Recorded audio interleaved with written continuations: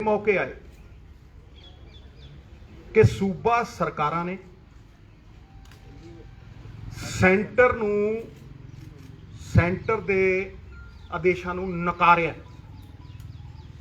सिरे तो, चाहे वो अपनी डेमोक्रेटिक ताकत जिहड़ी लोकां ने उन्हां नूं दित्ती है वो वरत के,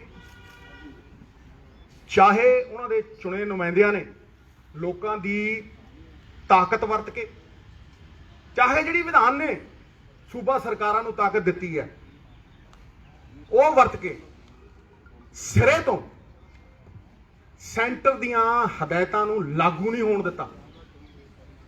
चाहे कावेरी रिवर वाटर इशूज होवे, चाहे SYL का मुद्दा होवे, स्टेट खड़े रहे ने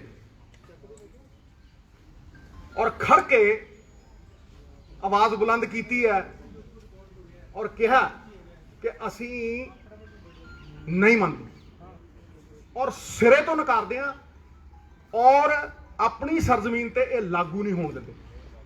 CA/NRC ये कानून भी सेंटर ने बड़ा रीसेंटली पास करके लागू करने की कोशिश की, पर कई सूबिया ने सीधा सीधा नकारिया और लागू नहीं होने दिता। साडे कोल बहुत वड्डे ग्राउंड ने, नॉट ओनली टू डिफाई, सिर्फ डिफाई नहीं करना बट टू डिनाई। बहुत वड्डे ग्राउंड ने, ये पहला भी होया और हुण भी होना चाहिए, क्योंकि जिहड़े कानून ने ये अनकॉन्स्टिट्यूशनल ने, एक इलीगल ने, दो ये सूबियां दे कानून बनाउण दे अधिकार दे उत्ते एक बहुत बड़ा अटैक है। ये साडे पुरखियां दे दिते फेडरल स्ट्रक्चर दे उत्ते बहुत बड़ा अटैक है। ये ठीक है कि अज पंजाब ने और राजस्थान ने अमेंडमेंट करके इन्हां कानूनों का पुरजोर विरोध किया, होना चाहिए, शलाघायोग। लेकिन सानू पंजाब दे 3 करोड़ लोगों ने जिहड़ी डेमोक्रेटिक पावर दिती है उन्हां दियां एस्पिरेशनस नूं मीट करन वास्ते कुछ होर मजबूत ठोस कदम चुकण की जरूरत है।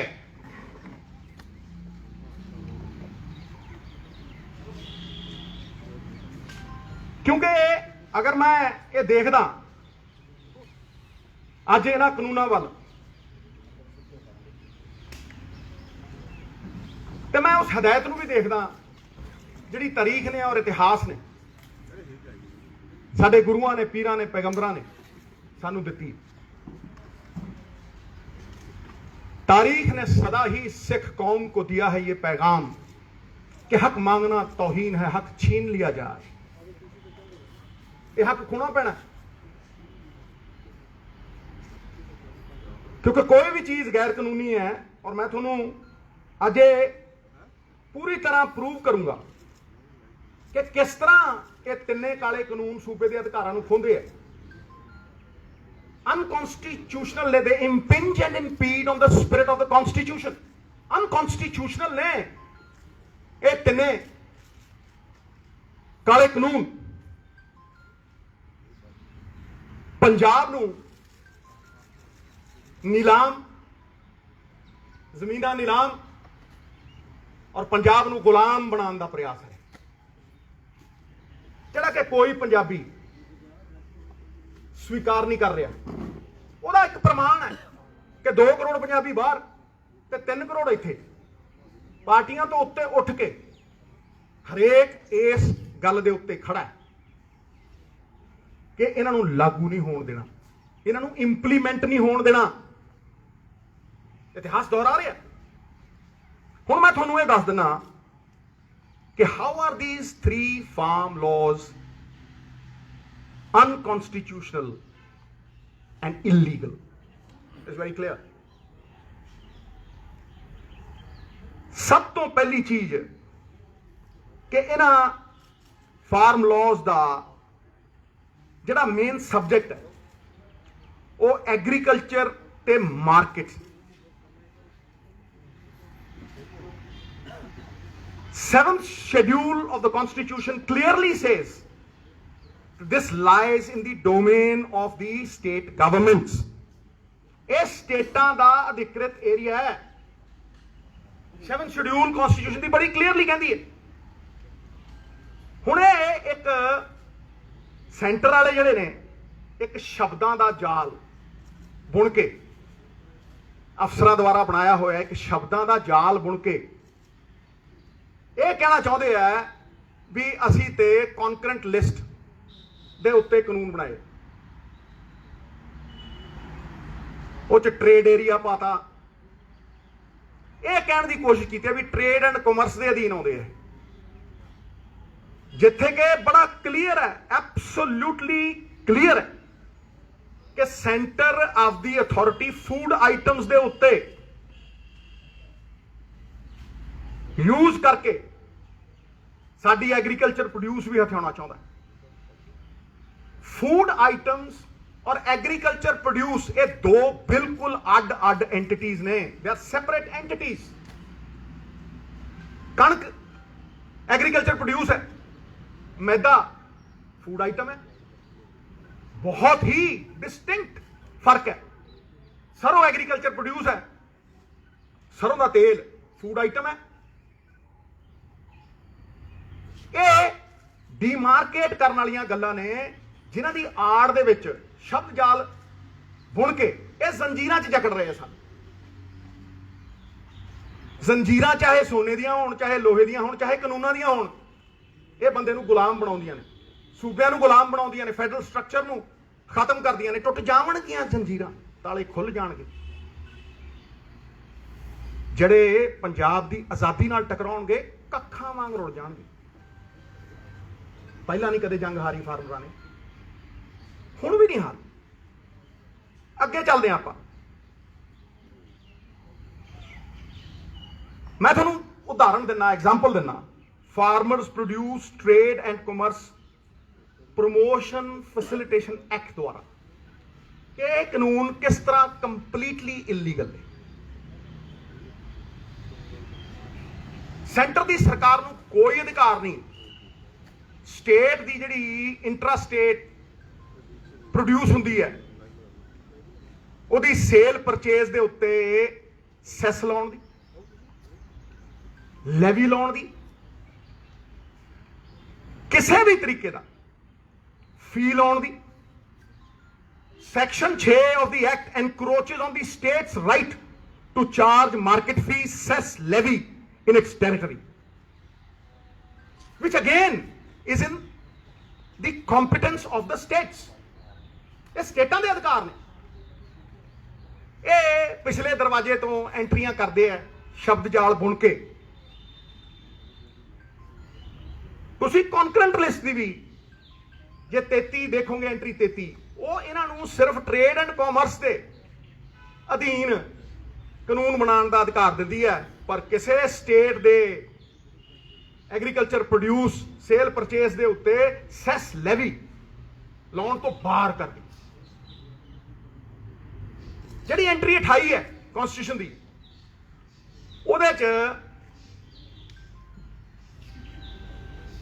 ਵਰਡ ਆਉਂਦਾ markets and fairs. Markets and fairs ਇਹ ਕਲੀਅਰਲੀ ਡੋਮੇਨ ਹੈ ਸਟੇਟਾਂ ਦੀ। ਇੱਕ ਟ੍ਰੇਡ ਏਰੀਆ ਵਰਡ ਯੂਜ਼ ਕਰਤਾ ਜੀ ਸੈਂਟਰ ਸਰਕਾਰ ਨੇ, ਟ੍ਰੇਡ ਏਰੀਆ। ਅੱਜ ਤੱਕ ਪ੍ਰੂਵ ਨਹੀਂ ਕਰ ਸਕੇ ਵੀ ਕਨਸਟੀਟਿਊਸ਼ਨ ਦੇ ਵਿੱਚ ਟ੍ਰੇਡ ਏਰੀਆ ਨਾਮ ਦਾ ਕੋਈ ਸ਼ਬਦ ਹੈ।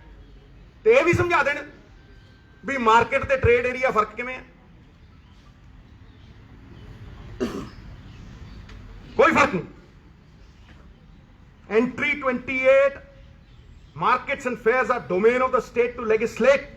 ਇਸ ਕਰਕੇ ਕਾਨੂੰਨ ਬਣਾਉਣ ਦੇ ਅਧਿਕਾਰ ਜਿਹੜੇ ਸਟੇਟ ਦੇ ਨੇ, ਸਾਡੇ ਪੰਜਾਬ ਸਟੇਟ ਦੇ ਨੇ, ਹੋਰ ਸਟੇਟਾਂ ਦੇ ਨੇ। ਇਹ ਉਹ ਖੋ ਰਹੇ ਨੇ ਸਾਡੇ। Just by employing different terminology, Center cannot override and render null and void entries of the 7th schedule which empower the states to legislate on agriculture produce and markets. ਇਸ ਕਰਕੇ ਸਾਡੇ ਕੋਲ enough ground ਹੈ, enough ground to say ਕਿ ਅਸੀਂ ਸਿਰੇ ਤੋਂ ਨਿਕਾਲਦੇ ਇਹਨਾਂ ਨੂੰ, ਲਾਗੂ ਨਹੀਂ ਹੋਣ ਦਿੰਦੇ। ਠੀਕ ਹੈ, ਅਸੀਂ ਕਨਸਟੀਟਿਊਸ਼ਨਲ ਹੈਡਸ ਕੋਲ ਅਮੈਂਡਮੈਂਟ ਭੇਜੀ ਹੈ,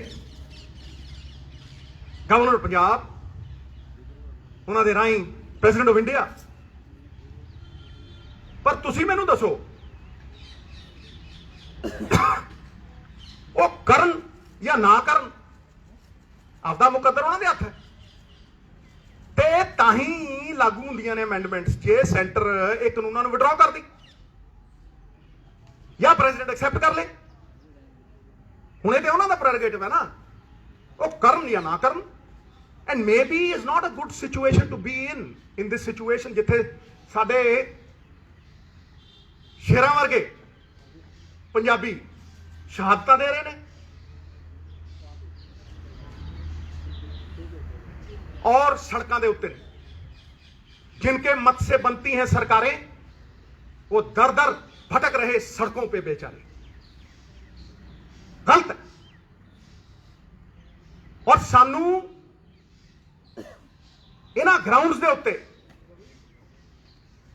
उच्ची सुच्ची आवाज दे नाल नकार देना चाहिए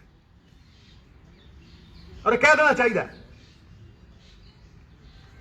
कि असी अपना डेमोक्रेटिक राइट जिहड़ा सानू लोकां ने दिता है इलैक्शन जिता के विधानिक हक उहनूं इस्तेमाल करके इहनूं अगे ले जाके नकारदे हां, सिरे तो नकारदे हां।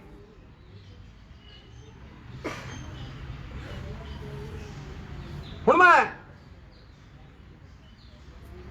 इस तो अगे वधदा after defiance and denial of these unconstitutional laws, मैं कहना कि बड़े लोग ये कही जाते जी कि the game is over, centre ने तो पास करते। the game is not over, we can be game changers if we rise above blame game। ਅਸੀਂ गेम चेंजर बन सकते हैं। सानू किसी ने नहीं रोकया अपनी डेमोक्रेटिक पावर टू लैजिस्लेट करन तो, किसी ने नहीं रोकया। असी अपने कानून खेतर दे विच लॉ बना सकते हैं और किसानां दे मुकद्दर नूं पूरी तरह बदल सकते हैं। वक्त की जरूरत है और सानू वो डेमोक्रेटिक जिहड़ा राइट है उन्होंने एक्सरसाइज करना चाहिए, अपना मुकद्दर अपने हाथ च लेना चाहिए। किस तरह मेरी मांग है कि असी अपने कानून बनाइए जिहदा सेंटर ना कोई लेना देना नहीं, जिहदा सेंटर ना कोई सरोकार नहीं। मैं पहले कानून की गल करदा जिहड़ा साडे अख्तियार दे विच है, which is in our domain completely,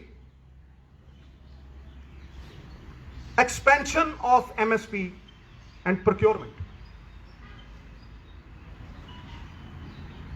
ਅਸੀਂ सिर्फ कणक और झोने दे प्रोक्योरमेंट चों निकलीए, किस तरह किसान नूं होर फसलों के उत्ते MSP दईए ताकि असीं डाइवर्सिफिकेशन कर सकीए। क्योंकि तुसीं अगर झोना देखो, झोना लाउणा किसान की मजबूरी है, वो चाह के भी नहीं निकल सकता क्योंकि MSP मिलती ही झोने ते कणक ते है।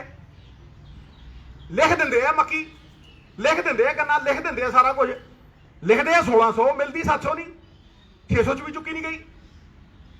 इस करके वो मजबूरी है। लेकिन वो मजबूरी के नाल नाल एक होर गल है कि असी अपनी सस्टेनेबल लिमिट तो किते ज्यादा पानी, पंजाब का पानी करजे ले लै, ट्यूबवेल ला ला, पंपियां चला चला, ਸਸਟੇਨੇਬਲ ਲਿਮਿਟ ਤੋਂ ਕਿਤੇ ਵੱਧ ਪਾਣੀ ਕੱਢ ਰਹੇ ਹਾਂ ਅਸੀਂ। ਔਰ ਮੈਂ ਕਦੋਂ ਦਾ ਦੌਰ ਆ ਰਿਹਾ ਇਹ ਕਿ 1 ਕਿਲੋ ਝੋਨਾ ਲਾਣਾ ਹੋਵੇ ਤੇ 5000 ਲੀਟਰ ਪਾਣੀ ਲੱਗਦਾ। ਤੁਸੀਂ ਹਿਸਾਬ ਲਾ ਲਓ ਕਿ ਜਿੰਨਾ SYL ਤੋਂ ਨੁਕਸਾਨ ਹੋਣਾ ਸੀ ਉਹਦੇ ਨਾਲ ਕਿਤੇ ਵੱਧ ਕਰਦੇ ਹਾਂ ਹਰ ਸਾਲ। ਪਾਣੀ ਐਕਸਪੋਰਟ ਕਰਦੇ ਹਾਂ ਅਸੀਂ ਝੋਨੇ ਦੇ ਨਾਲ, ਖਾਲੇ ਤਾਂ ਸਿਰਫ 8%। ਫਿਰ ਕਹੇ ਜੀ ਸੋਲੂਸ਼ਨ। ਮੈਂ 6 ਮਹੀਨਿਆਂ ਤੋਂ ਉਹੀ ਗੱਲ ਕਰਦਾ। 6 ਮਹੀਨਿਆਂ ਤੋਂ ਮੈਂ ਇਸ ਡਾਈਵਰਸਿਫਿਕੇਸ਼ਨ ਦੀ ਗੱਲ ਕਰਦਾ, ਪਾਣੀ ਬਚਾਉਣ ਦੀ ਗੱਲ ਕਰਦਾ ਤੇ ਇਹ ਕਹਿੰਦਾ ਹਮੇਸ਼ਾ ਵੀ अगर मान लो तो हार है और अगर बदलने की ठान लो तो जीत है। ये पक्की जित है। और मैं ਤੁਹਾਨੂੰ ਦੱਸਦਾ ਕਿਵੇਂ। ਪਹਿਲਾਂ ਤੋਂ ਮੈਂ ਬੜਾ ਕਲੀਅਰ ਹਾਂ। ਅੱਜ ਦੇ ਦਿਨ ਅਗਰ ਅਸੀਂ ਲੈਜਿਸਲੇਟ ਕਰੀਏ ਤੇ ਅਸੀਂ ਦਾਲਾਂ ਤੇ ਆਇਲ ਸੀਡਸ ਦੇ ਉੱਤੇ MSP ਦੇ ਸਕਦੇ। ਕਲੀਅਰ, ਸਿੱਧਾ। ਨਾਲੇ ਡਾਈਵਰਸਿਫਿਕੇਸ਼ਨ ਹੋਊ, ਨਾਲੇ ਪਾਣੀ ਬਚੂ, ਨਾਲੇ ਕਿਸਾਨ ਨੂੰ ਝੋਨੇ ਤੇ ਕਣਕ ਤੋਂ ਇਲਾਵਾ ਕੁਝ ਉਗਾਉਣ ਦਾ ਵਿਕਲਪ ਮਿਲੂ। ਕਿੱਦਾਂ? ਉਹ ਮਹਾਰਾਜ ਮਾਰਕਫੈਡ ਤੇ ਪੰਸਬ ਤੋਂ ਅਗਰ ਤੁਸੀਂ ਪ੍ਰੋਕਿਓਰ ਕਰਾਓ, ਮਾਰਕਫੈਡ ਤੇ ਪੰਸਬ ਤੋਂ, ਔਰ ਤੁਸੀਂ ਦਾਲਾਂ ਦੇ ਵਾਸਤੇ, ਆਇਲ ਸੀਡਸ ਦੇ ਵਾਸਤੇ ਤੁਸੀਂ ਕਿੰਨਾ ਪੈਸਾ ਬਾਹਰੋਂ ਇੰਪੋਰਟ ਕਰਨ ਲਈ ਖਰਚ ਰਹੇ ਹੋ? ਤੁਸੀਂ ਜਿੰਨੇ ਪੈਸੇ ਦੀਆਂ ਦਾਲਾਂ ਆਟਾ ਦਾਲ ਸਕੀਮ ਵਾਸਤੇ ਵੀ ਬਾਹਰੋਂ ਮੰਗਾਉਂਦੇ ਹੋ, ਉਹ ਪੈਸਾ ਸਾਈਡ ਤੇ ਰੱਖ ਲਓ, ਐ ਰੱਖ ਲਓ ਸਾਈਡ ਤੇ ਕਹੋ ਇਹ ਤੇ MSP ਦਿਆ। ਉਸੇ ਦਿਨ ਸ਼ੁਰੂ ਹੋ ਜੂ। ਆ ਨਾਲ ਦੇ ਤੁਸੀਂ ਸੂਬੇ ਨੂੰ ਦੇਖ ਲਓ, ਹਰਿਆਣਾ ਤਿਲਾਂ ਨੂੰ ਪ੍ਰੋਕਿਓਰ ਕਰਦਾ, ਤੇਲ ਬਣਾ ਕੇ ਵੇਚਦਾ। ਜਿੰਨਾ ਮਰਜ਼ੀ ਕਰ ਲਓ, ਪੰਜਾਬ ਨੇ ਤਾਂ ਸਿਖਾਇਆ ਦੁਨੀਆ ਨੂੰ। ਪੰਜਾਬ ਤੇ ਅੱਜ ਵੀ ਟਾਰਚ ਬੇਰਰ ਹੈ, ਹਰ ਥਾਂ ਤੇ ਜ਼ੁਲਮ ਤੇ ਲੜਦਾ, ਜਦੋਂ ਸਭ ਤੋਂ ਅੱਗੇ ਲੜਦਾ, ਅਲਖ ਜਗਾਉਂਦਾ। ਤੇ ਇਹ ਤੇ ਸਿਖਾਈ ਅਸੀਂ ਹੈ, ਰਿਗਵੇਦ ਦੇ ਟਾਈਮ ਦੀ ਖੇਤੀ ਅਸੀਂ ਸਿਖਾਈ ਹੈ। ਇਹ ਟਾਰਚ ਬੇਰਰਸ ਬਾਬੇ ਨਾਨਕ ਦਾ ਕਿੱਤਾ ਸੀ, ਉਹਨੇ ਸਿਖਾਇਆ ਸਾਨੂੰ। ਆਪਣਾ ਹੱਥੀ ਆਪਣਾ ਆਪੇ ਹੀ ਕਾਜ ਸਮਾਰੀ। ਮੈਂ ਉਦੋਂ ਹੀ ਸਿੱਖਾਂ ਤੇ ਮੈਂ ਇਹ ਪਹਿਲੀ ਗੱਲ ਇਹ ਕਰ ਰਿਹਾ। ਵੀ ਕੈਨ ਬਿਗਿਨ ਵਿਦ ਮਾਂ, ਮਸੂਰ ਤੇ ਤਿਲ ਤੇ ਸਰੋਂ। ਇਸੇ ਸਾਲ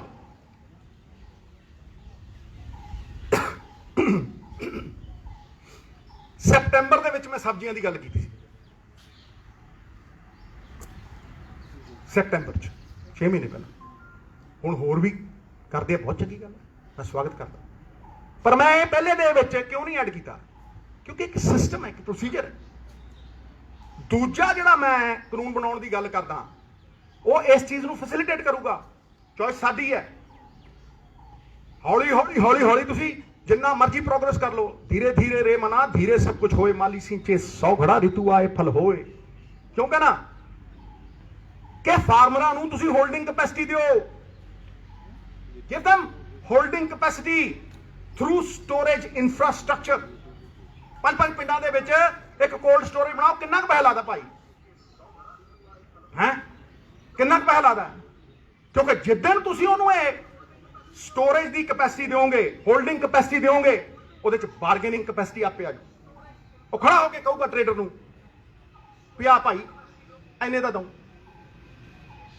ਪੈਰਿਸ਼ੇਬਲ ਕਮੋਡਿਟੀਜ਼ ਨੇ ਇਹ, ਉਹਦੇ ਕੋਲ ਸਟੋਰੇਜ ਕੈਪੈਸਿਟੀ ਨਹੀਂ ਹੈ। ਦਵੇ ਸਰਕਾਰ ਹੈ, ਕਿਉਂ ਨਹੀਂ ਦੇ ਸਕਦੀ? ਤੇ ਫਿਰ ਤੁਸੀਂ ਜੇ ਤੁਸੀਂ ਅਨਾਜ ਵਾਸਤੇ ਵੇਅਰ ਹਾਊਸ ਪੂਰੇ ਪ੍ਰੋਪਰ, ਦਾਲਾਂ ਮੈਂ ਕਿਉਂ ਕਿਹਾ? ਕਿਉਂਕਿ ਸਾਡੇ ਕੋਲ ਵੇਅਰ ਹਾਊਸ ਹੈਗੇ ਨੇ। ਜਿਵੇਂ ਕਣਕ ਸਟੋਰ ਕਰਦੇ ਆ ਉਦਾਂ ਅਸੀਂ ਦਾਲਾਂ ਸਟੋਰ ਕਰ ਸਕਦੇ ਹਾਂ। ਪਰ ਜੇ ਤੁਸੀਂ ਸਬਜ਼ੀਆਂ ਸਟੋਰ ਕਰਨੀਆਂ ਨੇ, ਤੁਹਾਨੂੰ ਕੋਲਡ ਸਟੋਰੇਜ ਚਾਹੀਦੀ ਹੈ। ਜਦੋਂ ਮੈਂ ਅੰਮ੍ਰਿਤਸਰ ਦਾ MP ਹੁੰਦਾ ਸੀਗਾ ਤੇ ਰੌਲਾ ਪਾ ਕੇ ਉਦੋਂ ਫਲਾਈਟਾਂ ਸ਼ੁਰੂ ਕਰਾਈਆਂ ਸੀਗੀਆਂ ਤੇ ਇੱਥੋਂ ਬਰਮਿੰਗਮ ਤੇ ਟੋਰਾਂਟੋ ਜਾਂਦੀਆਂ ਹੁੰਦੀਆਂ ਸਬਜ਼ੀਆਂ, 10-10 ਗੁਣਾ ਵੇਚਦੀਆਂ ਹੁੰਦੀਆਂ ਸੀ। ਹੁਣ ਖਾਂਦੇ ਆ ਉਹ ਬਰਸਲ ਸਪਰਾਊਟ। ਕਿਉਂ ਖਾਣ ਬਈ? ਸਾਡੀ ਗੋਭੀ ਕਿਉਂ ਨਾ ਖਾਣ? ਸਾਡੀਆਂ ਸਬਜ਼ੀਆਂ ਕਿਉਂ ਨਾ ਖਾਣ? ਪਰ ਉਹ ਤਾਂ ਹੀ ਹੈ ਕਿ ਜੇ ਤੁਸੀਂ ਉਹਨਾਂ ਨੂੰ ਅਲਾਉ ਕਰੋਗੇ, ਤੁਸੀਂ ਉਹਨਾਂ ਨੂੰ ਫੈਸਿਲਿਟੇਟ ਕਰੋਗੇ। ਕਿਸਾਨ ਤੇ ਆਰਗੈਨਿਕ ਖੇਤੀ ਵੀ ਕਰਨਾ ਚਾਹੁੰਦਾ, ਕੋਈ ਬਾਂਹ ਫੜੇ, ਬਾਂਹ ਫੜੇ। ਮੈਂ ਤੇ ਜਰੀਏ ਦੱਸਦਾ ਨਾਲ, ਕਿਸੇ ਵੀ ਇਹ ਅੰਬਾਨੀ ਅਡਾਨੀ ਦੀ ਤਾਕਤ ਕੀ ਹੈ ਜਰਾ ਸੋਚੋ। ਉਹਦੀ ਤਾਕਤ ਇਹੀ ਹੈ ਵੀ ਉਹ ਪੋਲਾ ਜਿਹਾ ਲੈਂਦਾ ਮਾਲ, ਹੁਣ ਤੇ ਉਹਨੂੰ ਲਾਇਸੈਂਸ ਦੇਤਾ ਵੀ ਭਾਈ ਤੂੰ 50 ਗੁਣੇ ਵੇਚ ਤੇ 100 ਗੁਣਾ ਵੇਚ, ਉਹ ਰੱਖ ਲੈਂਦਾ ਕਿ ਨਹੀਂ ਰੱਖਦਾ। ਫਿਰ ਉਹ ਜੋ ਜੀ ਕਰਦਾ ਮਨਮਾਨੀ ਕਰਦਾ। ਤੇ ਭਾਈ ਸਰਕਾਰ ਬਾਂਹ ਕਿਉਂ ਨਾ ਫੜੇ ਕਿਸਾਨ ਦੀ, ਫਿਰ ਉਹ ਕਿਉਂ ਸੜਕ ਤੇ ਜਾਊ। ਤੀਜੀ ਗੱਲ ਜਿਹੜੀ ਮੈਂ ਕਹਿ ਰਿਹਾ ਔਰ ਇਹਦੇ ਵਿੱਚ ਹੀ ਸਾਰਾ ਕੁਝ ਆਊ, ਉਹ ਹੈਗੀ ਕੋਆਪਰੇਟਿਵ। ਸਾਨੂੰ ਆਪਣਾ ਕੋਆਪਰੇਟਿਵ ਦਾ ਕਾਨੂੰਨ ਅਮੈਂਡ ਕਰਨਾ ਪਏਗਾ। ਵੇਖੋ ਕੋਆਪਰੇਟਿਵ ਨੂੰ ਰਜਿਸਟਰ ਕਦੋਂ ਕਰਨਾ, ਉਹਨੂੰ ਚਲਾਉਣਾ ਕਿਵੇਂ, ਉਹਦੀ ਮੈਨੇਜਮੈਂਟ ਇਹ ਕਿਸਾਨ ਦੇ ਹੱਥ 'ਚ ਹੋਣੀ ਚਾਹੀਦੀ ਹੈ, ਅੱਜ ਅਫਸਰਾਂ ਦੇ ਹੱਥ 'ਚ। ਹੁਣ ਉਹੀ ਤੁਸੀਂ ਘੁੰਡੀਆਂ ਜਿਹੀਆਂ ਪਵਾ ਲਓ ਅਫਸਰ ਤੋਂ ਕਿਸੇ ਤੋਂ ਤੇ ਕਹੋ ਜੀ ਅਸੀਂ ਕਿਸਾਨ ਲਈ ਕੋਆਪਰੇਟਿਵ ਬਣਾਤੇ, ਤੇ ਗਲਤ ਹੈ। ਤੁਹਾਨੂੰ ਕੋਈ ਮਿਹਨਤ ਕਰਨ ਦੀ ਲੋੜ ਨਹੀਂ, ਕੋਈ ਇਹੋ ਜਿਹੇ ਕਾਨੂੰਨ ਬਣਾਉਣ ਦੀ ਲੋੜ ਨਹੀਂ।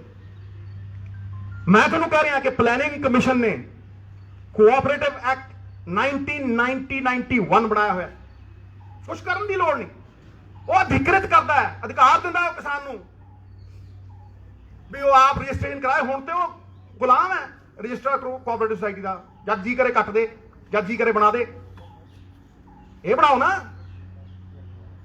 ਵੀ ਹੈਵ ਟੂ ਸੀ ਕਿ ਅਸੀਂ ਫਾਰਮੈਲਿਟੀ ਕਰਨੀ ਹੈ ਕਿ ਗਰਾਊਂਡ ਰਿਐਲਿਟੀ। ਇਹ ਪਤਾ ਲੱਗੇ ਨਾ ਕਿਸਾਨ ਨੂੰ, ਜਿੱਦਣ ਤੁਸੀਂ ਇਹ ਅਧਿਕਾਰ ਦਓਗੇ ਕਿ ਉਹ ਆਪਣੇ ਕੋਆਪਰੇਟਿਵ ਬਣਾ ਕੇ ਉਹਦਾ ਰਜਿਸਟ੍ਰੇਸ਼ਨ ਕਰ ਸਕਦਾ ਹੈ, ਉਹਨਾਂ ਦੀ ਮੈਨੇਜਮੈਂਟ ਕਰ ਸਕਦਾ ਹੈ, ਤੇ ਤੁਸੀਂ ਉਹਨੂੰ ਕਲੈਕਟਿਵ ਸਟਰੈਂਥ ਦਓਗੇ। ਇਕੱਠੇ ਹੋ ਕੇ ਸਾਰੇ ਕਿਸਾਨ ਉਸੇ ਦਿਨ ਪ੍ਰੋਡਿਊਸਰ ਤੋਂ ਇਹ ਤੈਅ ਕਰਨ ਲੱਗ ਜਾਣਗੇ ਵੀ ਅਸੀਂ ਕੀ ਕੀਮਤ ਲੈਣੀ ਹੈ ਇਕੱਠੇ ਹੋ ਕੇ ਉਸੇ ਦਿਨ। ਮੈਨੂੰ ਇੱਕ ਬੰਦਾ ਦੱਸ ਦਿਓ ਇਸ ਧਰਤੀ ਦੇ ਉੱਤੇ ਜਿਹੜਾ ਆਪਦੀ ਚੀਜ਼ ਦੀ ਪ੍ਰਾਈਸ ਆਪ ਨਾ ਤੈਅ ਕਰਦਾ ਹੋਵੇ। ਮੈਨੂੰ ਇੱਕ ਬੰਦਾ ਦੱਸ ਦਿਓ। ਤੁਸੀਂ ਜਾਓ ਦੁਕਾਨ ਦੇ ਉੱਤੇ, ਟੁੱਥਪੇਸਟ ਦੀ ਪ੍ਰਾਈਸ ਇੰਨੀ ਹੈ ਜੀ, ਇਹਦੇ ਤੇ ਇੰਨਾ ਟੈਕਸ ਹੈ, ਲੈਣੀ ਲਾਓ ਨਹੀਂ ਜਾਓ। ਤੇਲ ਤੇ ਇੰਨੀ ਹੈ, ਇੰਨਾ ਲੈਣਾ ਲਾਓ ਨਹੀਂ ਜਾਓ। ਗੱਡੀ ਵੇਚਣੀ ਹੈ, ਇੰਨੇ ਦਊਂ, ਇੰਨੇ ਲੈਣੇ ਆ, ਦੇਣੇ ਤੇ ਨਹੀਂ ਜਾ। ਸਵਾਏ ਕਿਸਾਨ ਦੇ। ਕਿਸਾਨ ਪਰਚੂਨ ਤੋਂ ਖਰੀਦਦਾ ਤੇ ਹੋਲਸੇਲ 'ਚ ਵੇਚਦਾ। ਹੀ is the only person who buys in retail and sells in wholesale. ਕਿਉਂ? ਕਿਉਂਕਿ ਉਹਦੇ ਕੋਲ ਪੈਰਿਸ਼ੇਬਲ ਕਮੋਡਿਟੀ ਹੈ। ਉਹ ਇੱਕ ਦਿਨ ਨਹੀਂ ਰੱਖ ਸਕਦਾ। ਉਹਨੂੰ ਕਿਹਾ ਜਾਂਦਾ ਦੇਣੀ ਹੈ ਦੇ ਨਹੀਂ ਨਾ, ਉਹ ਕਿੱਦਾਂ ਰੱਖ ਲੂ। ਮੈਂ ਤੁਹਾਨੂੰ ਐਗਜ਼ਾਮਪਲ ਦਿੰਦਾ ਮਹਾਰਾਜ, ਇਹ ਸਾਰਿਆਂ ਨੂੰ ਇੱਕ ਇੱਕ ਬੰਦੇ ਨੂੰ ਸਮਝਾਊ। ਜਦੋਂ ਸੀਜ਼ਨ ਹੁੰਦਾ ਤੇ ਉਹ ਟਮਾਟਰ ਲੈ ਕੇ ਮਾਰਕੀਟ 'ਚ ਜਾਂਦਾ, ਉਹ ਟਮਾਟਰ 3 ਰੁਪਏ ਨੂੰ ਵਿਕਦਾ। ਉਹ ਕਹਿੰਦਾ ਯਾਰ 4 ਦੇ ਦੇ, 5 ਦੇ ਦੇ। ਉਹਨੂੰ ਪਤਾ ਹੈ ਵੀ ਅਗਲੇ ਦਿਨ ਗਲ ਜੂ ਟਮਾਟਰ, ਕੋਲਡ ਸਟੋਰੇਜ ਮੇਰੇ ਕੋਲ ਹੈ ਨਹੀਂ। ਉਹ ਟਮਾਟਰ ਉਹ ਤੋਂ 3 ਰੁਪਏ ਦਾ ਲਿੱਤਾ ਜਾਂਦਾ, ਉਸੇ ਦਿਨ ਪਰਚੂਨ ਤੇ 25 ਰੁਪਏ ਦਾ ਵਿਕਦਾ। ਤੇ ਜੇ ਮਹੀਨੇ ਇੱਕ ਬਾਅਦ ਜਾਂ ਡੇਢ ਬਾਅਦ ਜਾਂ 2 ਬਾਅਦ ਉਹਨੇ ਟਮਾਟਰ ਲੈਣਾ ਹੋਇਆ, ਉਹ ਪਰਚੂਨ ਦੀ ਦੁਕਾਨ ਤੋਂ 65 ਦਾ ਖਰੀਦਦਾ। ਆਪਦਾ ਹੀ 3 ਰੁਪਏ ਦਾ ਟਮਾਟਰ ਉਹ 65 ਦਾ ਖਰੀਦਦਾ। ਇਹਨੂੰ ਕੌਣ ਇਨਸਾਫ ਕਹੂ? ਫਿਰ ਕਿਉਂ ਨਾ ਉਹ ਇਹ ਕਹੂ ਵੀ ਮੇਰੀ ਮਿਹਨਤ ਕੋਈ ਹੋਰ ਖਾਈ ਜਾਂਦਾ ਹੈ। ਜੇ ਤੁਸੀਂ ਕੋਈ ਗੱਲ ਨਹੀਂ, ਆਪਣਾ ਨਹੀਂ ਕਰਦਾ ਫਿਕਰ ਨਾ ਕਰ, ਆਪਾਂ ਚੰਗਾ ਕੰਮ ਕਰੇ ਤੇ ਗ੍ਰੀਨ ਤੁਸੀਂ ਅਡਾਨੀ ਨੂੰ ਸਟੋਰੇਜ ਦਿੰਦੇ ਹੋ ਸੈਂਟਰ ਦੀ ਜ਼ਮੀਨ ਦੇ ਉੱਤੇ। ਮਿੱਤਰੋ, ਸੈਂਟਰ ਦੀ ਜ਼ਮੀਨ ਦੇ ਉੱਤੇ ਅਗੇ ਕੀ ਕਿ ਜਦੋਂ FCI ਡਿਸਬੈਂਡ ਹੋ ਜੂਗੀ, ਕਰਜ਼ਾ ਉਹਦੇ ਤੇ ਆਪ ਚੜਾਇਆ, ਕਿ ਜਦੋਂ FCI ਖਤਮ ਹੋ ਜੂ, ਹਾਂਜੀ, ਤੇ FCI ਖਤਮ ਹੋਣ ਤੋਂ ਪਹਿਲਾਂ ਹੀ ਅਡਾਨੀ ਸਾਹਿਬ ਉਹਦੇ ਤੇ ਸਾਈਲੋ ਬਣਾ ਰਹੇ ਆ। ਉਹਨਾਂ ਦੀ ਜ਼ਮੀਨ 'ਚ ਉਹਨਾਂ ਦੀ ਬਣਾਈ ਫਿਰਦੇ ਆ। 12 ਲੱਖ ਮੀਟ੍ਰਿਕ ਟਨ ਦੀ ਸਟੋਰੇਜ ਦੇਈ ਫਿਰਦੇ ਆ। ਹੁਣ ਕਹਿੰਦੇ 3 ਸਾਲਾਂ 'ਚ 25 ਲੱਖ ਮੀਟ੍ਰਿਕ ਟਨ ਕਰ ਇਹ ਸਟੋਰੇਜ। ਤੇ ਦੇਖੋ ਤੁਸੀਂ ਸਟੋਰੇਜ ਤੇ ਕੀ ਕਹਿੰਦੇ। ਸਟੋਰੇਜ ਤੇ ਕਹਿੰਦੇ ਆ ਅਡਾਨੀ ਸਾਹਿਬ ਤੁਸੀਂ 5% ਸਟੋਰੇਜ ਕਰੋਗੇ, ਅਸੀਂ ਪੈਸੇ ਤੁਹਾਨੂੰ 100 ਦੇ ਦਿਆਂਗੇ। ਵਾਹ, ਮੈਕਸਿਮਮ ਸਪੋਰਟ ਪ੍ਰਾਈਸ ਦਿਆਂਗੇ। ਬੱਲੇ ਉਹ ਬੱਲੇ, ਗੰਨੇ ਚੂਪਣ ਨੂੰ ਬਾਂਦਰੀ, ਡੰਡੇ ਖਾਣ ਨੂੰ ਰਿਚ ਹੈ। ਪੂਰੀ ਸਟੋਰੇਜ ਤੁਹਾਨੂੰ 5% ਤੁਸੀਂ ਸਟੋਰੇਜ ਕਰੋਗੇ, 100 ਦੇਾਂਗੇ ਤੁਹਾਨੂੰ। 5% ਤੁਹਾਡੀ ਸਟੋਰੇਜ ਹੋਊਗੀ, ਤੁਹਾਨੂੰ 100 ਦੇਾਂਗੇ। ਤੇ ਕਿਸਾਨ ਨੂੰ ਕਹਿੰਦੇ ਤੈਨੂੰ ਮਿਨੀਮਮ ਸਪੋਰਟ ਪ੍ਰਾਈਸ ਨਹੀਂ ਦਿਆਂਗੇ। ਕੀ ਕਹਾਂ ਹੈ ਜੀ? ਤੁਹਾਨੂੰ ਮੈਕਸਿਮਮ ਸਪੋਰਟ ਪ੍ਰਾਈਸ ਦੇਾਂਗੇ, ਕਿਸਾਨ ਨੂੰ ਅਸੀਂ ਮਿਨੀਮਮ ਸਪੋਰਟ ਪ੍ਰਾਈਸ ਨਹੀਂ ਦਿੰਦੇ। ਜਿੱਦਣ ਤੁਸੀਂ ਇਹ ਕਰੋਗੇ ਉਹ ਆਪਣੀ ਫਸਲ ਦਾ ਸਹੀ ਵਾਜਬ ਦਾਮ ਤੈਅ ਕਰਨ ਵਾਲਾ ਹੋ ਜਾਊਗਾ, ਪ੍ਰੋਡਿਊਸਰ ਦੇ ਨਾਲ ਉਹ ਬਾਰਗੇਨ ਕਰੂਗਾ ਵੀ ਹਾਂ ਅਸੀਂ ਇੰਨੇ ਤੇ ਦੇਾਂਗੇ ਜਿੱਦਣ ਤੁਸੀਂ ਇੱਕ ਕੋਆਪਰੇਟਿਵ ਬਣਾ।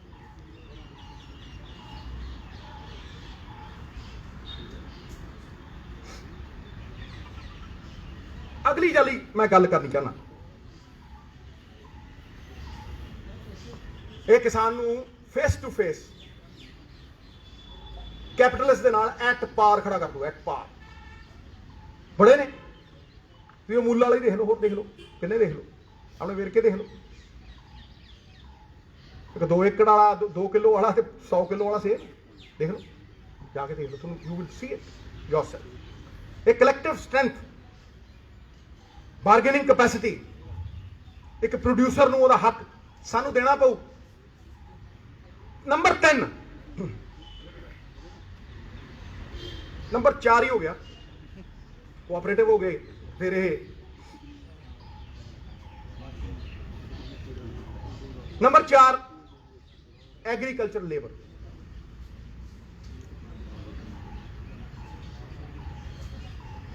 ਕੋਈ ਪ੍ਰੋਫੈਸਰ ਹੋਵੇ, ਕੋਈ ਪੋਲੀਟੀਸ਼ੀਅਨ ਹੋਵੇ, ਸਰਕਾਰੀ ਇੰਪਲੋਈ ਹੋਵੇ, ਕੋਈ ਹੋਵੇ, ਉਹਦੀ ਇੱਕ ਫਿਕਸ ਤਨਖਾਹ ਹੈ, ਉਹਦੇ ਤੇ ਇਨਕਰੀਮੈਂਟ ਨੇ, ਉਹ ਵੱਧਦੀ ਹੈ ਔਰ ਉਹਨੂੰ ਬੜੇ ਸਿਸਟਮ ਦੇ ਨਾਲ ਲਾਇਆ ਜਾਂਦਾ। 50 ਕਰੋੜ ਲੋਕ ਇਸ ਦੇਸ਼ ਦੇ ਵਿੱਚ ਇਹੋ ਜਿਹੇ ਨੇ ਜਿਨ੍ਹਾਂ ਨੂੰ ਇੱਕ ਡੰਗ ਰੋਟੀ ਨਹੀਂ ਮਿਲਦੀ, ਮਜ਼ਦੂਰ ਹੈ ਜੀ। 80% ਪੰਜਾਬ ਇਹੋ ਜਿਹਾ ਜਿਹੜਾ ਇਨਫਾਰਮਲ ਇਕਨੋਮੀ 'ਚ ਕੰਮ ਕਰਦਾ। ਉਹ ਮਜ਼ਦੂਰ ਜਿਹਦੀ ਬਾਂਹ ਫੜਨੀ ਚਾਹੀਦੀ ਹੈ ਸਰਕਾਰ, ਜੈਕਾਰ ਹੋਊਗੀ। ਪ੍ਰੋਫੈਸਰਾਂ ਦੀਆਂ ਪੋਲੀਟੀਆਂ ਫਿਕਸਡ ਵੇਜਸ ਨੇ, ਐਨੂਅਲ ਇਨਕਰੀਮੈਂਟ ਨੇ, ਔਰ ਬਦਕਿਸਮਤੀ ਨਾਲ ਸਾਡੀ ਪਛਾਣ, ਸਾਡੀ ਜਾਨ ਕਿਸਾਨ ਐਮਐਸਪੀ ਲਈ ਲੜ ਰਿਹਾ। ਮੈਂ ਮੰਗ ਕਰਦਾ, ਇਹ ਤਾਂ ਦੇਖ ਹੀ ਲਿਆ ਕਿ ਸਰਕਾਰਾਂ ਕਾਰਪੋਰੇਟਸ ਲਈ ਕੀ ਕਰਦੀਆਂ ਨੇ, 0.1% ਲੋਕਾਂ ਲਈ ਕੀ ਕਰਦੀਆਂ ਨੇ। 5-5 ਲੱਖ ਕਰੋੜ ਰੁਪਈਆ ਛੱਡਦੀਆਂ ਨੇ, ਰੈਵਨਿਊ ਫੋਰਗੋਨ ਛੱਡਦੀਆਂ ਨੇ। 17 ਲੱਖ ਕਰੋੜ ਰੁਪਈਆ ਬੈਂਕਾਂ ਦਾ ਚੁਕਾਤਾ, ਐਨਪੀਏ ਸਾਂਠ ਗਾਂਠ ਨਾਲ, ਕਿਸੇ ਪ੍ਰਾਈਵੇਟ ਬੈਂਕ ਦਾ ਨਹੀਂ ਹੈ, ਸਾਰਾ ਸਰਕਾਰੀ ਬੈਂਕਾਂ ਦਾ ਚੁਕਾਤੇ ਸਾਰੇ। ਹਾਂਜੀ, ਇਹ ਜਾਣਦੇ ਹਾਂ ਅਸੀਂ ਵੀ ਉਹਨਾਂ ਲਈ ਕੀ ਕਰ ਰਹੇ, ਪਰ ਮੈਂ ਮੰਗ ਕਰਦਾ ਕਿ ਮਨਰੇਗਾ ਲਾਈਕ ਇਨਕਮ ਸਪੋਰਟ 2-2.5 ਏਕੜ ਵਾਲੇ ਕਿਸਾਨ ਦੇ ਖੇਤ ਦੇ ਵਿੱਚ, ਚਾਹੇ ਕਿਸਾਨ ਜਾਵੇ ਚਾਹੇ ਮਜ਼ਦੂਰ ਜਾਵੇ, ਉਹਨੂੰ ਮਨਰੇਗਾ ਲਾਈਕ ਵੇਜ ਸਪੋਰਟ ਮਿਲਣੀ ਚਾਹੀਦੀ ਹੈ। ਮੈਂ ਮੰਡੀ ਗਿਆ, ਸਬਜ਼ੀ ਮੰਡੀ, ਮੈਂ ਧਰਾ ਦੀ ਗੱਲ ਕਰਦਾ, ਮੰਡੀ ਗਿਆ ਮੈਂ, ਉੱਥੇ ਮੰਡੀ ਇੱਕ ਮਜ਼ਦੂਰ ਨਾਲ ਮੈਂ ਗੱਲ ਕੀਤੀ, ਮੈਂ ਕਿਹਾ ਭਾਈ ਤੇਰੀ ਕਿੰਨੀ ਦਿਹਾੜੀ ਹੈ? ਉਹ ਕਹਿੰਦਾ ਜੀ 250। ਮੈਂ ਕਦੋਂ ਤੋਂ ਹੈ? ਉਹ ਕਹਿੰਦਾ ਜੀ ਪਿਛਲੇ 1.5-2 ਸਾਲਾਂ ਤੋਂ 250 ਹੀ ਹੈ। ਮੈਂ ਵਧੀ ਹੈ 5 ਰੁਪਏ 10 ਰੁਪਏ। ਕਹਿੰਦਾ ਨਾ। ਮੈਂ ਦਾਲ ਕਿੰਨੇ ਦੀ ਹੋ ਗਈ? ਕਹਿੰਦਾ ਜੀ 6 ਮਹੀਨਿਆਂ 'ਚ 50 ਰੁਪਏ ਤੋਂ ਦਾਲ 120 ਹੋ ਗਈ ਤੇ 150 ਤੇ ਖੜੂਗੀ। ਕਹਿੰਦਾ ਜੀ ਟਮਾਟਰ ਬਹੁਤ ਵੱਧ ਗਏ। ਕਹਿੰਦਾ ਜੀ ਮਟਰ ਅੱਜ 110 ਨੂੰ ਮਿਲਦਾ ਹੁੰਦਾ ਸੀ ਪਹਿਲਾਂ 10 ਨੂੰ। ਮੈਂ ਕਿਹਾ ਤੇਰੀ ਤਨਖਾਹ ਜਾਂ ਤੇਰੀ ਦਿਹਾੜੀ 250 ਤੋਂ ਕਿਸੇ ਨੇ 260 ਵੀ ਕੀਤੀ ਹੈ? ਕਹਿੰਦਾ ਨਾ। ਮਤਲਬ ਜਦੋਂ ਕੀਮਤ ਵਧਾਈ ਤੁਸੀਂ ਦਾਲ ਦੀ ਦੁੱਗਣੀ, ਤੇ ਜਦੋਂ ਤੁਸੀਂ ਕੀਮਤ ਬਣਾਈ ਮਟਰ ਦੀ 10 ਗੁਣੀ ਤੇ ਹੋਰ ਚੀਜ਼ਾਂ ਦੀ, ਮਿੱਤਰਾ ਨਾ ਸ਼ੇਰ ਪਾਣੀ, ਜਦੋਂ ਤੁਸੀਂ ਉਹ ਕੀਮਤਾਂ ਵਧਾਈਆਂ, ਕਿ ਤੁਸੀਂ ਉਸ ਇਨਫਲੇਸ਼ਨ ਦੇ ਨਾਲ, ਉਸ ਮਹਿੰਗਾਈ ਦੇ ਨਾਲ ਕਿਸੇ ਗਰੀਬ ਦੀ ਜਿਹੜੀ ਦਿਹਾੜੀ ਉਹਨੂੰ ਲਿੰਕ ਕੀਤਾ। It should be linked to inflation.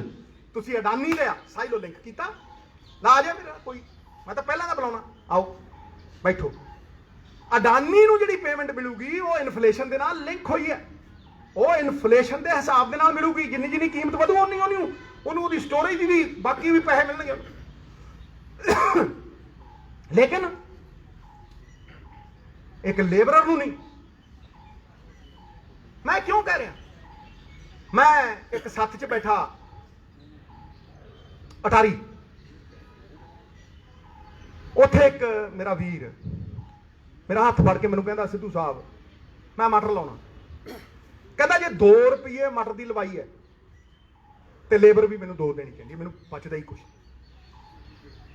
जदों तुसी खेत च जांदी ओहदी लेबर नू वेज सपोर्ट दोगे तो तुसी किसान का बोझा घट कर दोगे, खत्म कर दोगे। ਜਿਹੜੇ 2 रुपये ਉਹ ਦਿੰਦਾ ਲੇਬਰ ਨੂੰ, ਜਦੋਂ ਸਰਕਾਰ ਇਨਫਲੇਸ਼ਨ ਦੇ ਨਾਲ ਲਿੰਕ ਕਰਕੇ ਬਕਾਇਆ ਪੇ ਕਰੂਗੀ ਤੇ ਬੱਲੇ ਬੱਲੇ ਹੋਊ, ਨਾਲੇ ਗਰੀਬ ਦੀ ਨਾਲੇ ਕਿਸਾਨ ਦੀ, ਛੋਟੇ ਦੀ।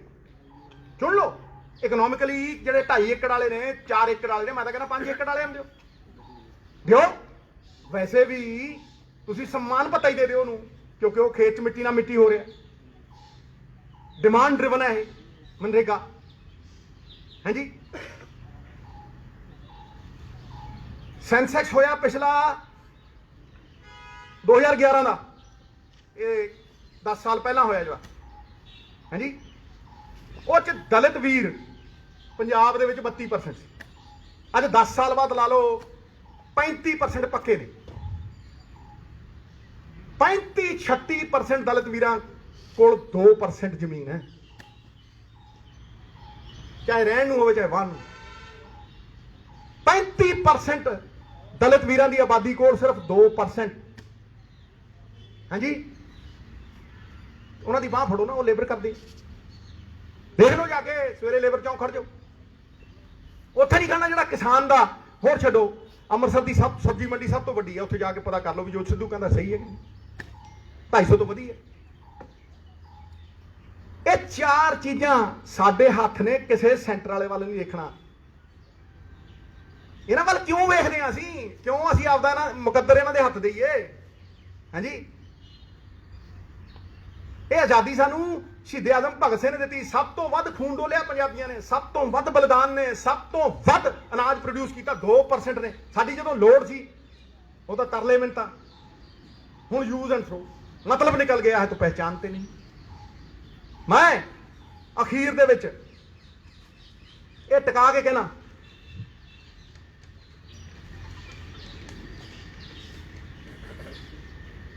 नंबर 2 पॉइंट सी दा कैपेसिटी टू बारगेन, मैं कह ही दिता होल्डिंग कैपेसिटी।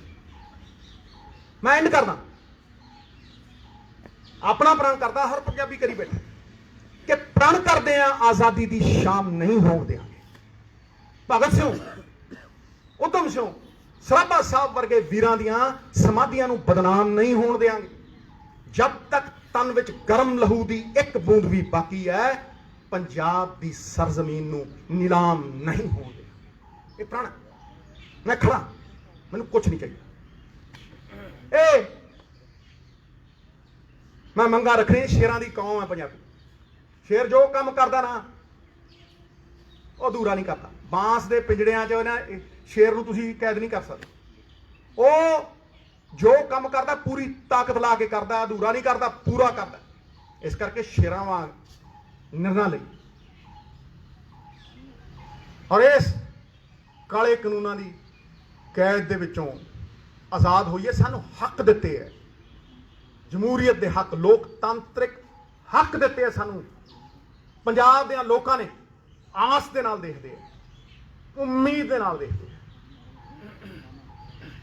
विश्वास दे नाल देखदे है। और मैनूं आस है कि असीं जिन्हां नूं जिताया आसां दे नाल, उन्हां दी पिठ नहीं लगांगे।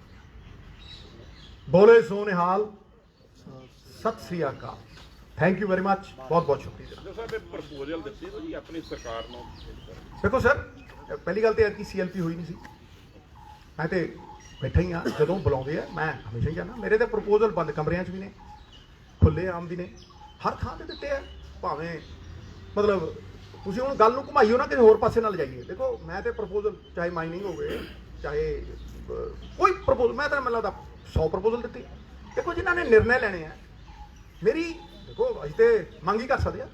हरेक पॉलिटिशियन मंग करता है, कोई चिट्ठी लिखता है, कोई कुछ करता है। इस करके असीं भी नीवें होकर निमाणे होकर मंग करते।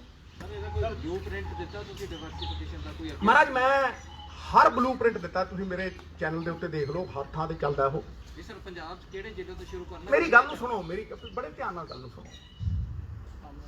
ਹਰੇਕ ਚੀਜ਼ ਮੈਂ ਹੀ ਨਹੀਂ ਕਰੀ ਜਾਂਦੀ।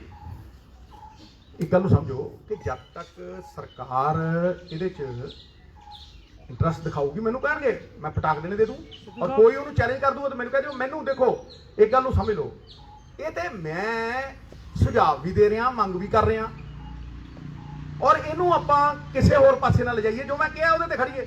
ਇਸੇ ਕਰਕੇ ਮੈਂ ਸਵਾਲਾਂ ਦੇ ਜਵਾਬ ਦੇਣ ਤੋਂ ਕਰਾਉਣਾ, ਕਿਉਂਕਿ ਮੈਂ ਆਪਣੇ YouTube ਚੈਨਲ ਦੇ ਉੱਤੇ ਇਹ ਗੱਲਾਂ ਅੱਜ ਦੀਆਂ ਨਹੀਂ ਕਰਦਾ। ਇਹ ਸਤੰਬਰ 'ਚ ਕਿਹਾ ਸੀ ਮੈਂ। ਸਬਜ਼ੀਆਂ, ਸਟੋਰੇਜ ਕੈਪੈਸਿਟੀ, ਐਗਰੀਕਲਚਰ ਤੇ ਕੀ ਕਹਿਣਾ ਚਾਹੀਦਾ, ਸਭ ਕੁਝ ਆਨਲਾਈਨ ਔਨ ਰਿਕਾਰਡ ਪਿਆ। ਸਿੱਧੂ ਸਾਹਿਬ, ਔਨ ਰਿਕਾਰਡ ਖੇਤੀਬਾੜੀ ਨੀਤੀ ਬਣਾਈ ਸੀ 3 ਸਾਲ ਪਹਿਲਾਂ, ਉਹਦਾ ਖਰੜਾ ਹਜੇ ਤੱਕ ਨਹੀਂ ਦਿਖਾਇਆ ਵੀ ਕੀ ਬਣਾਇਆ ਦੇਖੋ ਕੀ ਭਾਜੀ, ਨਹੀਂ ਬਣਾਇਆ। ਅਸੀਂ ਦੇਖੋ ਮੇਰੀ ਗੱਲ ਨੂੰ ਸੁਣੋ, ਅਸੀਂ ਇੱਕ ਦਾਇਰੇ 'ਚ ਬੰਨੇ ਹੋਏ ਆ, ਅਨੁਸ਼ਾਸਨ 'ਚ ਬੰਨੇ ਹੋਏ ਆ। ਜਿਹੜਾ ਹੱਕ ਕਮੇਟੀ ਦੀ ਰਿਪੋਰਟ ਮੈਂ ਚੇਅਰਮੈਨ ਸੀ, ਨਾਲ ਮੰਤਰੀ ਭਾਜੀ ਸੀ, 2-3 ਵਜ਼ੀਰ ਸੀ, ਪੂਰੀ ਦਿੱਤੀ ਹੋਈ ਆ। ਹੁਣ ਤੁਹਾਡੇ ਥਰੂ ਤੁਹਾਨੂੰ ਦੇ ਸਕਦਾ ਮੈਂ। ਪਰ ਸਰਕਾਰ ਨੇ ਤਾਂ ਟੇਬਲ ਤੇ ਦੇਖੋ ਇਹ ਗੱਲ ਮੈਂ ਇਹਦਾ ਜਵਾਬ ਨਹੀਂ ਦੇਣਾ ਚਾਹੁੰਦਾ, ਕਿਉਂਕਿ ਫਿਰ ਤੁਸੀਂ ਦਿੱਲੀ ਦੀਆਂ ਬਰੂਹਾਂ ਤੇ ਕਿਸਾਨਾਂ ਨੂੰ ਬੈਠਣ ਨੂੰ ਬੜੇ ਦਿਨ ਹੋ ਗਏ। ਕੇਂਦਰ ਦੀ ਸਰਕਾਰ ਦੀ ਮਨਸ਼ਾ ਕੀ ਲੱਗਦੀ ਹੈ ਤੁਹਾਨੂੰ? ਕੇਂਦਰ ਦੀ ਸਰਕਾਰ ਦੀ ਮਨਸ਼ਾ ਦੱਸੀ ਨਹੀਂ ਮਿੱਤਰ। ਇਹ ਮਤਲਬ ਕੀ ਕਰ ਰਹੇ ਹੈ? ਇਹ 90% ਲੋਕਾਂ ਨੂੰ ਮਾਰ ਕੇ ਕਿ ਲੜਾਈ, ਮੈਂ ਪਹਿਲੇ ਦਿਨ ਕਿਹਾ ਸੀ ਉੱਥੇ ਮਾਲੋਵਾਲ ਕਿਹਾ ਸੀਗਾ, ਇਹ ਲੜਾਈ ਕਿਤੇ ਇਕੱਲੇ ਕਿਸਾਨ ਦੀ ਹੈ। ਕਿਸਾਨ ਤੇ ਟਾਰਚ ਬੇਰਰ ਹੈ। ਇਹ ਲੜਾਈ ਤੇ ਸਾਰੇ ਹਿੰਦੁਸਤਾਨ ਦੀ ਹੈ। ਇਹਦੇ 0.1% ਲੋਕਾਂ ਨੂੰ ਵੀ ਦੇਖੋ ਰਿਟੇਲ ਅੰਬਾਨੀ ਹੁੰਦੇ ਸਾਰੀ ਸਟੋਰੇਜ ਵਾਢਿਓ ਲੈ ਕੇ ਐਂਡ ਤੱਕ ਸਾਰੀ ਦੀ ਸਾਰੀ ਸਟੋਰੇਜ ਸਟੇਟਾਂ ਦੀ ਐਫਸੀ ਮਾਰਤੀ, ਸਾਰੇ ਸਰਕਾਰੀ ਅਦਾਰੇ ਮਾਰ ਕੇ ਦੇ ਜਾਂਦੇ। सिद्धू साहब ट्वीट कर रहे हैं, ਕਰਦੇ ਰਹੇ ट्वीट कर दे रहे हैं जिस जंग में बादशाह की जान को खतरा ना हो उसे जंग नहीं राजनीति कहते हैं। जंग केड़ी है ते बादशाह कौन है जी? ਤੂੰ ਜਾਨੀ ਜਾਣਾ, ਤੂੰ ਸਭ ਕੁਝ ਜਾਣਦਾ। Thank you very much, god bless all.